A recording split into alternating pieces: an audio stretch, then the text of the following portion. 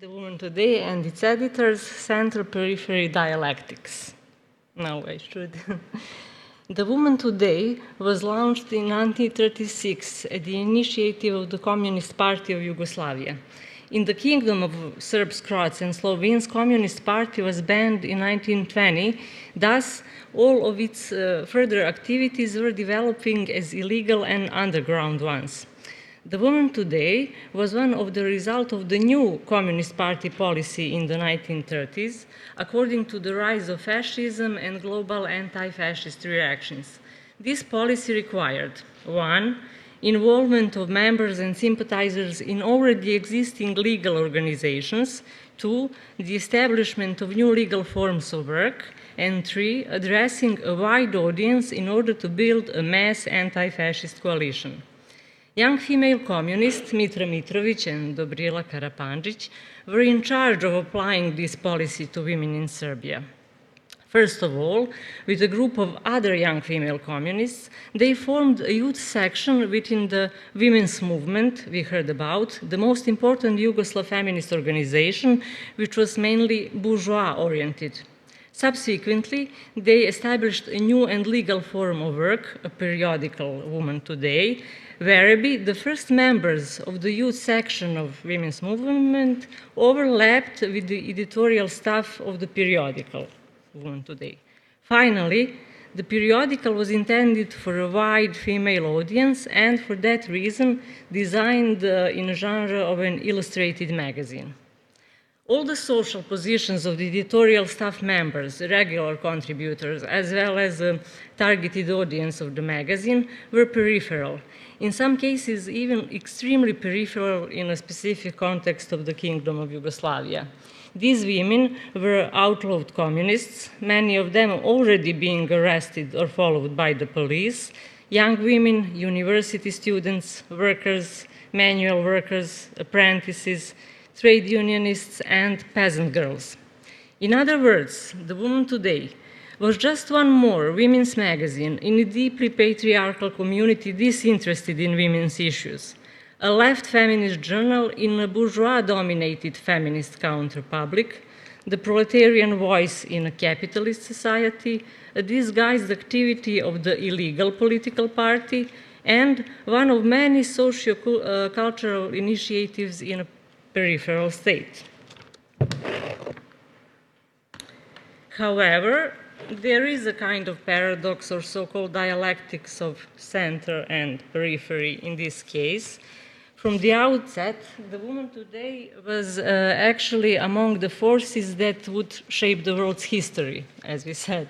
The central position of Woman Today, in that sense, can be read even from one initial periodical gesture young female communists made. The editorial staff published Gabrielle Duchesne's article as the first manifesto article of the first issue of the magazine. Gabrielle Duchesne was the initiator and the president of the Women's World Committee Against War and Fascism, established in Paris in 1936, together with its organ, its journal, Les Femmes dans l'Action Mondiale. She wrote the introductory article on purpose, especially for the occasion of the outset of Žena danas. The editors put Duchesne's article before their own unsigned articles entitled Introductory Word and New Feminism, and they did so in order to position themselves in the international left anti-fascist feminist network, the one being established at that very moment.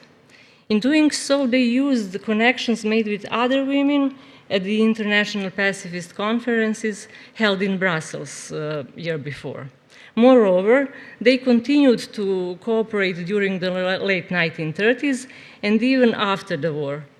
Although the Yugoslav Woman Today, officially and according to its initial strategies, figured as the agent of the Communist Party of Yugoslavia and the Third International, thanks to the autonomous editorial decisions of these young women, it developed equally in a sense of popular front strategy and autonomous feminist periodical.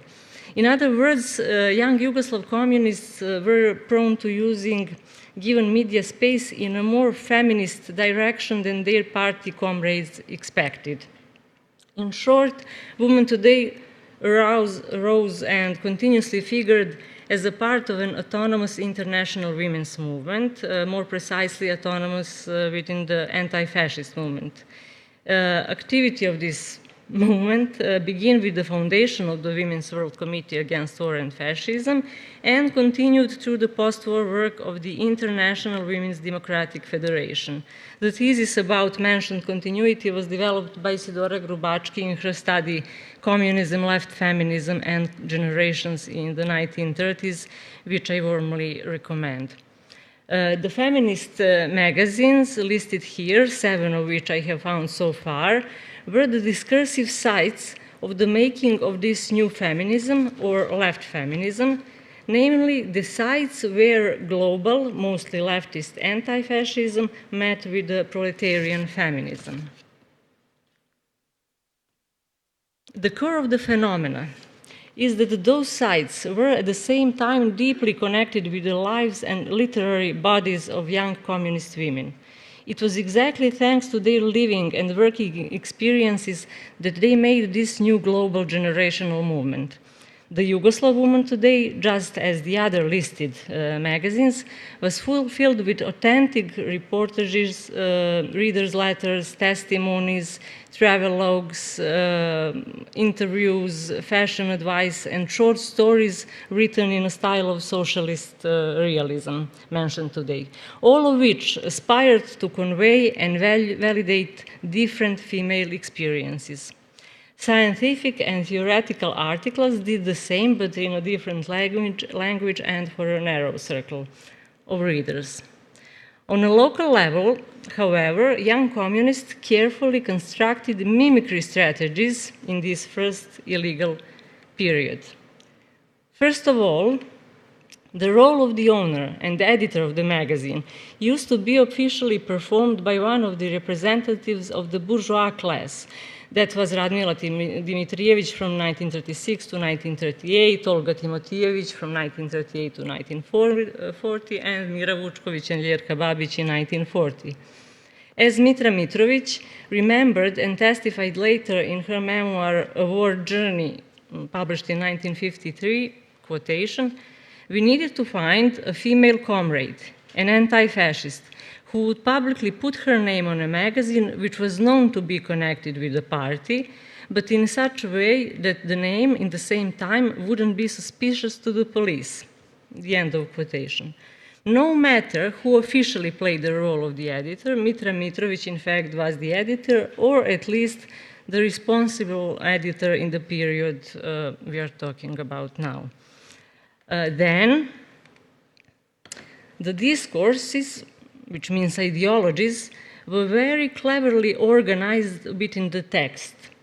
Feminism used to be expressed most explicitly and declaratively. Pacifism and anti-fascism were equally explicit, but they were not used for self-promotion of the magazine, which means in editorial articles, advertisements, and announcements of editorial stuff. Communism, it was forbidden, of course, so communism was expressed only indirectly and implicitly. Communism was the, what Toyn van Dijk would say, the unsaid, hidden, and implicit ideology of Žena danas, which, according to the original idea, should have been an encrypted frame for the discursive shaping of all the other ideologies. The result of the described discursive agency was that over time, and by the beginning of the war in Yugoslavia, these readers, these women in fact, were ready for the anti-fascist struggle, through which they simultaneously carried out the communist revolution and implemented feminist emancipation. Finally, the visual aspect of the magazine was used to express a message which would lead to the ban of Žena danas by the state censorship if it was formulated textually. And that actually happened with the banning of the 30th issue in 1940. In the same book, Mitra Mitrović testifies, quotation, "The editorial staff developed a whole system, elaborated in detail for every possible occasion. We knew well who among us would be sent to censorship and at which moment a certain censor was on duty, which comrade we would leave on duty in the newsroom on those days when we knew that the printing worker would come with a warning." The end of quotation. As we can see, pictures circulated through most of the left-feminist magazines of that international level. Woman Today, of course, developed its own visual language based on Rodchenko's art, as well as John Hartfield's, and composed of original photographs, photomontages, and photocollages, as well as reproductions of paintings and drawings. The importance of the magazine's visual aspect was a consequence of the two editorial necessities. One, communication with the semi-literate audience, because the magazine was meant to be read not only regularly, but in a trade union or in the countryside, where one activist would read and many women would listen and watch. And two, as mentioned, the visual message was supposed to say that which the textual one can want because of the censorship.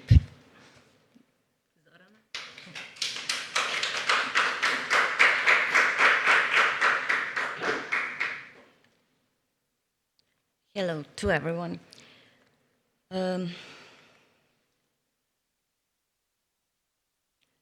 The presentation is the same, actually. Okay, thank you. So, the portrait of already mentioned Mitra Mitrović, one of the most prominent founders, editors, and contributors of Woman Today before, during, and right after the World War II, functions as a first-hand and a first-rate historical testimony on the center-periphery dialectics in Yugoslav political and intellectual space. Mitra Mitrović was a lifelong feminist and anti-fascist, a well-known figure of the people's liberation movement and struggle, as well as officially a first woman minister ever in the ex-Yugoslav countries. She was a minister of education. In 1934, she earned a degree in Yugoslav literature from the University of Belgrade. Only a year before that, she joined the illegal Communist Party of Yugoslavia. That is also the period when both her legal engagement in the youth section of the women's movement and the publishing of the journal Woman Today began. Later, she was imprisoned during the Nazi occupation of Serbia and notoriously managed to escape, which she also thoroughly describes in her memoir, A War Journey, published in 1953. Besides, during and right after the war, she was also an editor of the communist journal Borba, Struggle, a delegate to the Anti-Fascist Council for the National Liberation of Yugoslavia, AVNOJ, as well as a founding member of the Anti-Fascist Women's Front, AFG. From 1945 to 1953, Mitrović held several high political positions in socialist Yugoslavia. In order to understand the editorial contribution of Mitra Mitrović and her other colleagues, it is necessary to first briefly present the context of the female editorship in the Kingdom of Serbs, Croats, Slovenes, or Yugoslavia. As officially not fully fledged citizens without the suffrage or the right to be formally called editor-in-chief, operating in a male-dominated and deeply patriarchal political and intellectual climate, numerous women were united in their attempts to feminize or transform the public sphere while simultaneously gaining their own authority. One of the most efficient ways was exactly through the press. The periodical press of the interwar period, which was de facto edited by women, could be as a rule classified as women's and/or feminist one, which supports the insights of my colleague Stanislava Barać regarding the importance and heterogeneity of the interwar feminist counterpublics, and which could be additionally theoretically elaborated through the concepts of positionality of Linda Martin Alcoff and/or seriality of Iris Marion Young, both of which insist on the still relevant perception of women as a group. In other words, the gender of women editors predominantly marked their vocation. the discourses of femaleness, femininity, or in some cases, more or less explicit feminist agenda used to function as a privileged aspect of the women's editors' policies, regardless of their political orientation and different aims. Mitra Mitrović herself insisted on non-vulgar dialectical understanding of the so-called women's issue, polemically claiming that one should never either identify the categories of female, feminine, and feminist, or separate feminists from anti-fascist struggle. That was one of the main reasons why she and her young women comrades used to oppose to the older generations of feminist and women editors as well. In that regard, especially illustrative is the ambiguous relation between the mentioned women's movement and their journal of the same title, founded at the very beginning of Yugoslav integration on the one hand, and the youth section and the woman today, which emerged in parallel with the dissolution of integral monarchy on the other. In 1940, eventually, this conflict marked the women feminist editors' pre-war achievements, but looking closely at it, one can also state that the legacy of a women's movement was truly revolutionary, just as the ways their younger successors appreciated, appropriated, modified it, and put it into practice. Those ways of practicing feminist as anti-fascist engagement are visible not only in the editorial policies, but also in a direct, whether legal or illegal, political action of young women communists, many of whom participated and heroically died in the anti-fascist resistance to the Nazi occupation. Mitra Mitrović was one of those who survived and left a precious testimony. Her ego documents, both published and unpublished ones, some of them are now partly known thanks to the efforts of historian Veljko Stanić, on the one hand, and her articles in Woman Today, mostly signed with the initials because of censorship, on the other hand, could and should be read comparatively. All of them contain a strong and consistent advocacy of ethics, of love and care, of solidarity without boundaries, but the one grounded in a high self-consciousness of existent gender bias and of deeply polarized black and white global political situation. Eventually, all of them contain the idea of personal as political and vice versa, while the terms feminist and anti-fascist imply each other and simply become synonyms. One of the most precious among those testimonies, is already mentioned Mitrović's memoir, A War Journey. The year of its publishing, 1953, was in fact a multiple turning point not only in Mitra's personal and professional life, but also in the history of socialist Yugoslavia in general. A certain kind of circular journey, first from the very periphery to the very center, both of Mitra as an editor and the journal Woman Today, which is described in a book, and then back to the periphery, curiously, in the time of the book's appearance, was partly conditioned by the notorious dissident case of Milovan Đilas, Mitra's intimate partner and husband from 1936 to 1952. Although they were already divorced in the time of parties accusing Đilas of counterparty, intolerable liberal ideas, she supported him, risking her career, reputation, and future life, and losing, as a result, many of her prerogatives. At the same time, the year of 1953 is marked by the abolition of anti-fascist Women's Front, one of her most important political projects. Namely, after the short period of great political and financial support of male comrades during and right after the World War II, the patriarchy in party frames grew stronger and stronger. It escalated in 1953, not only with the abolition of anti-fascist Women's Front, but also with the general agreement on redundancy of the women's issue, or almost total rejection of feminist ideology. Regardless of her distancing from the official party and state activities after 1953, Mitra Mitrović continued to write and publish, still insisting on feminist, anti-fascist, socialist, and democratic political ideas, as well as on World War II People's Liberation Movement's legacy. She also stayed one of the active figures of the Women's International Democratic Federation. Meanwhile, one of her greatest and intimately most important projects, the journal Woman Today, which during the functioning of Anti-Fascist Women Front was an official organ of this organization, lost its added subtitle and persisted in public sphere again somewhere between a center and a margin until 1981, or a decade before the total dissolution of Socialist Federal Republic of Yugoslavia itself. In the year of 1943, Mitra Mitrović wrote, quotation, "I struggle to edit Women Today all by myself. I feel some kind of obligation towards my women comrades to do it according to their opinions and taste so that they won't be angry with me after the war. And who could be angry after all? Some of them, in fact, had already died before the journal finally became legal again in the newly liberated territories, and that is why Mitra states, I know already that Olga Alcalay will not be able to see it. And then she goes on, mentioning the other members of the youth section and editorial staff of Women Today, for instance, Nataša Jeremić and Vukica Mitrović, concluding, I'm glad that we print Women Today. However, now I find this work rather disturbing. The journal should be edited in the same manner we used to edit it together in our small newsroom. There is no censorship in Drinici, the newly liberated territory. The journal is printed for free. Everything is different than before, but now I am alone in the working process. I am anxious, torn into pieces, and for some reason, I cry.